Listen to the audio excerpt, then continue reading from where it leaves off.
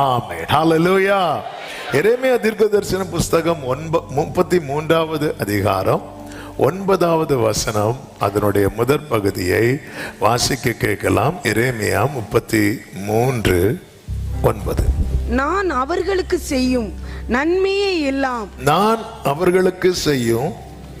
நன்மை எல்லாம் கேட்க போகிற பூமியின் எல்லா ஜாதிகளுக்கும் முன்பாக அது